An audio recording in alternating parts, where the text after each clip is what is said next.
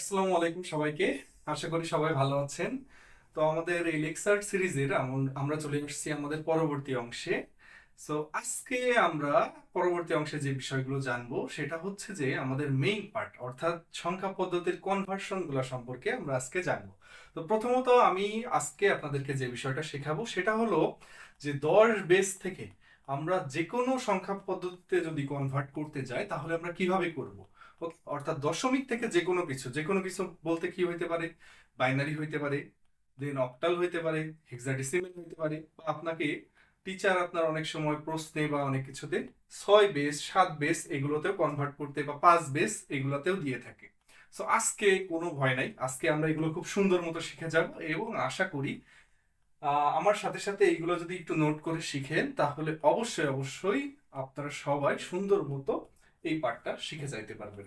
এবং এখান থেকে কিন্তু আমাদের পরীক্ষায় এইচএসসি তে, আপনাদের কলেজের পরীক্ষায়, সব জায়গাতে থেকে এইখান থেকে কিন্তু কোশ্চেন আসে।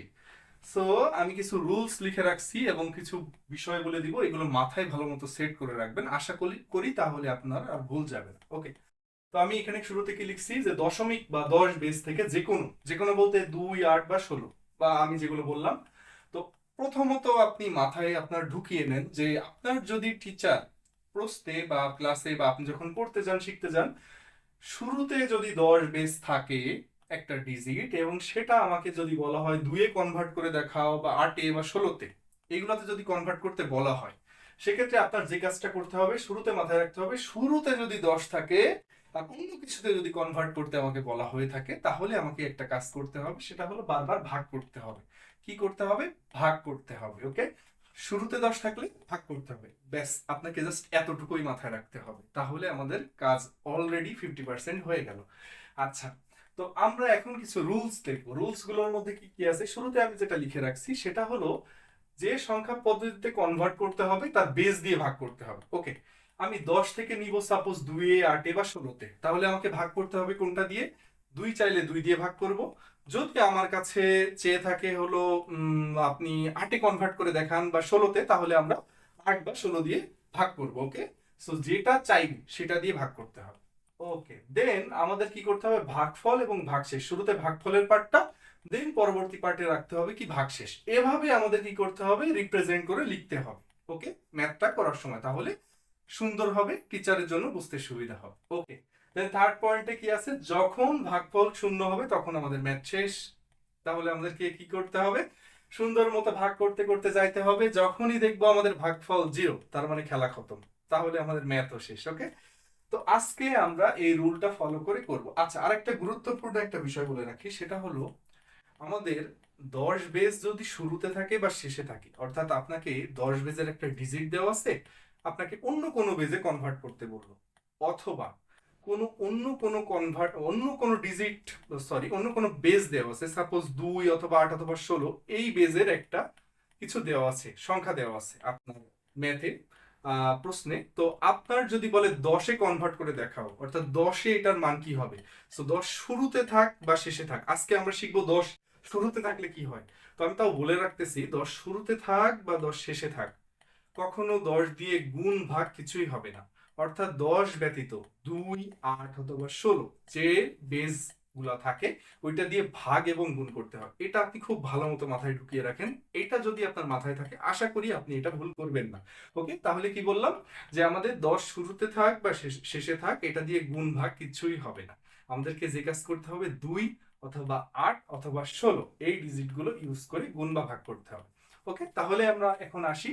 আমাদের রুলস তো ফলো করলাম, এখন চলেন আমি একটা ম্যাথ করে সাপোজ আপনাদেরকে দেখাই। সাপোজ আমার কোশ্চেনে বললো এই 12 ডিজিট, এটা 10-এ আছে।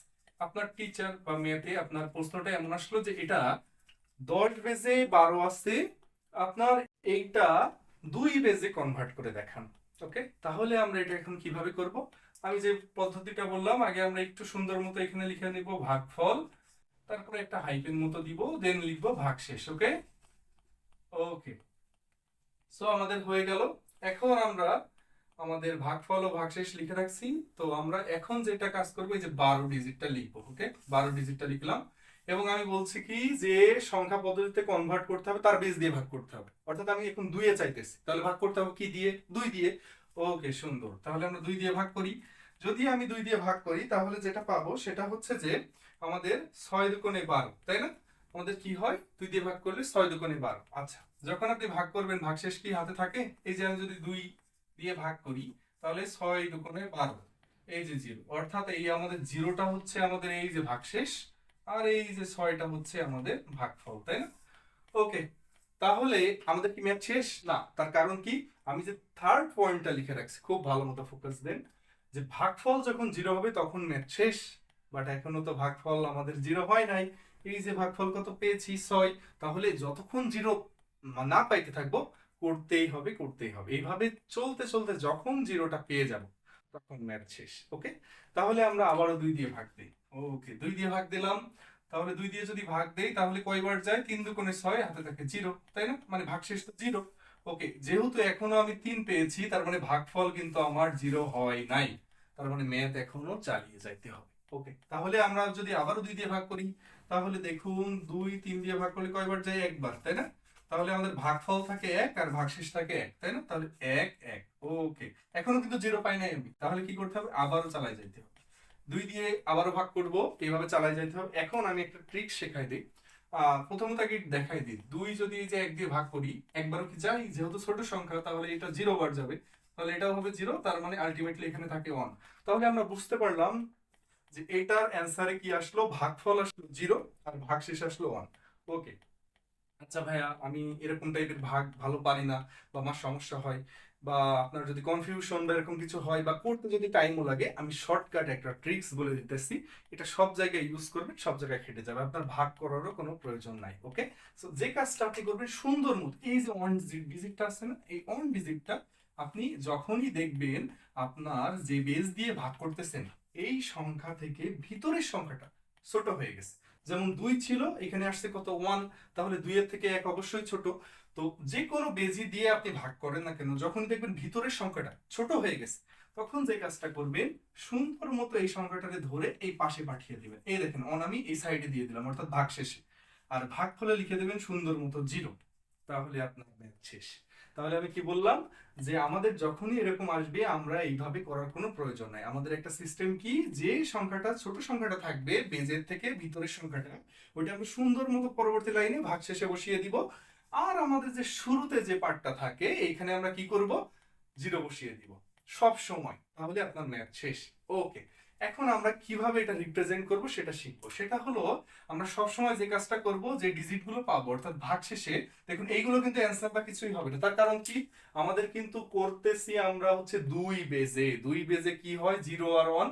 তো সবসময় ভাগশেষের গুলো অ্যান্সার হয়, এবং এটা লেখার নিয়মটা কি, আগে নিচ থেকে তারপরে হলো আমাদের উপরের দিকে তীরটা দিতে হবে। ওকে, তো নিচ থেকে আমরা কি হবে, এমএসবি, আর উপরের এই বিটগুলো বলবো এলএসবি। তার কারণ কি, এমএসবি মানে আমরা শুরুর পাঠে শিখছি কিন্তু, যে আমাদের মোস্ট সিগনিফিকেন্ট বিট, অর্থাৎ সবচেয়ে গুরুত্বপূর্ণ সংখ্যা বা শুরুর দিকের সংখ্যা। তাহলে এখান থেকে যেহেতু এই দিকটা শুরু হয়েছে, এখানে এসে শেষ হয়েছে, তাহলে এটা হবে সব থেকে শুরুর সংখ্যা।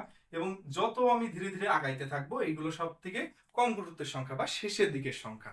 এর জন্য এটারে লেখা হয় এমএসবি, এটারে লেখা হয় এলএসবি। অবশ্যই এই তীরটা একটু দিয়ে দিবেন, তাহলে টিচারের জন্য বুঝতে সুবিধা হয়। তাহলে আমাদের কাজ শেষ। এই যে 12 10, এই ডিজিটটা আমাদের অ্যান্সার কত আসলো, নিচ থেকে লিখলে দেখেন 1, তারপরে কি আছে 1, এই যে লিখলাম 1 1 1, তারপরে 0 0। ওকে, 0 0। এই তো আমাদের ম্যাথ শেষ। তো আমাদের এটা কিভাবে লিখবো, তাহলে এটারে বারবার ভাগ করব, ভাগ করতে করতে আমাদের যে কাজটা করতে হবে, যে ভাগশেষের সংখ্যাগুলো পাবো নিচ থেকে উপরের দিকে যাব, এবং ওইগুলা সুন্দর মতো আমি লিখে দিব, যেটা হবে বা যে ডিজিট গুলা পাবো একসাথে করে সেইগুলা সব মিলে আমাদের এই 12 হলো বাইনারি নাম্বার। ওকে, সবাইকে ধন্যবাদ।